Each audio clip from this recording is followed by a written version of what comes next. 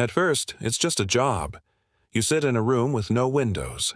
Files stretch from floor to ceiling, except they're not files exactly. They're lives. Names, faces, dates, cities. Each folder is a person who is alive right now, somewhere eating breakfast, walking a dog, having no idea you exist. You think you're a clerk, a paper pusher. You're not. You assign soulmates. Every human gets exactly one. That's the rule. Somewhere in this building, a system older than language decides who belongs to who, and you are the hand that signs off on it. Your supervisor doesn't explain much. She just hands you a stack and says, "Process them." You open the first file. A man in Ohio, 26 years old. His match, a woman in Lisbon.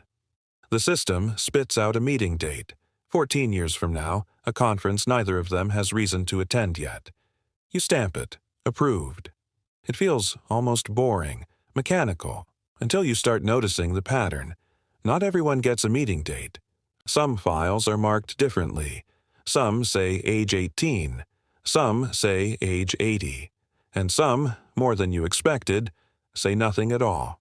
You ask your supervisor why. She says, soulmates and love aren't the same thing. You don't understand yet.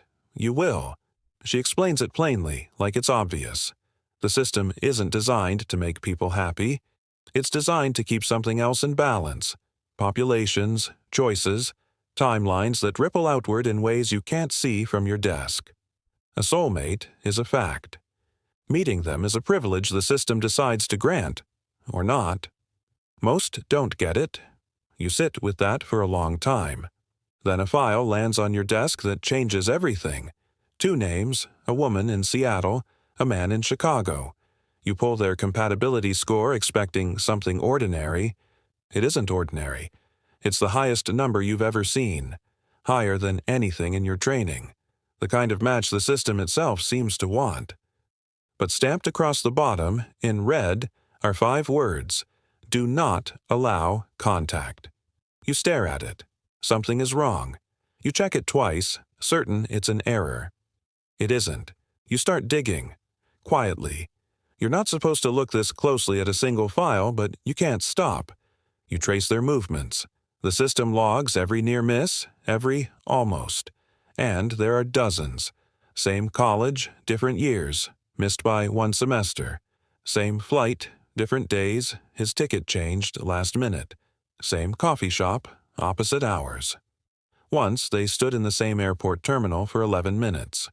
The system flagged it as a containment risk and rerouted her gate. Someone, something, is actively keeping them apart. You ask around carefully. Nobody answers directly.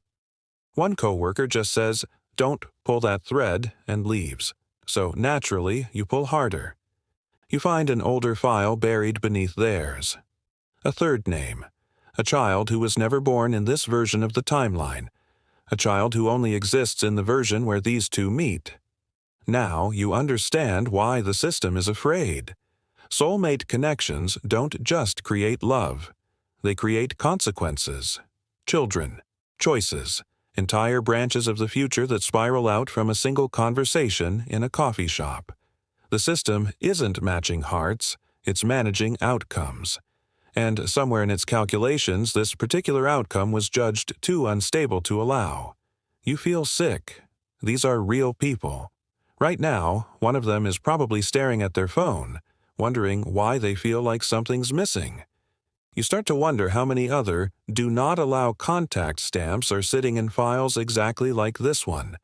How many almost meetings happen every single day, engineered to fail by inches. You request access to override the block. It's denied instantly. You request a meeting with whoever sits above your supervisor. You're told that position doesn't have a name you're cleared to know. So you do something you're not supposed to do. You find her current address. Not to interfere. You tell yourself that. Just to understand. You watch the file update in real time. She moves apartments, gets a new job. The system quietly nudges her path further from his with each update, like a hand smoothing wrinkles out of fabric. You realize the system isn't malicious, It's protective. Of itself. That's almost worse. You sit with the file open long after your shift ends. You could change one line, one date, one coordinate. Nobody would notice for hours. Your hand hovers over the approval stamp. This is where it gets personal, because somewhere in this building, right now, your own file exists too. You've never looked at it. You've always been too afraid. Tonight, you finally do. There's a name in the Soulmate field. The meeting date is blank. And, stamped at the bottom, in the same red ink, are the same 5 words. You close the file. Your hands are shaking. So here's the question you can't shake either.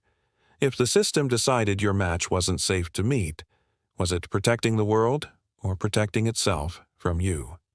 Somewhere out there, someone is living their life, never knowing a folder with their name sat open on a desk tonight, never knowing how close they came, never knowing a decision was made about them by someone they'll never meet. Maybe that's true for you, too. If you've ever felt like you were one moment away from meeting the right person, subscribe, because next time we open the file marked "Do Not Allow Contact" and find out what happens when someone finally breaks the seal.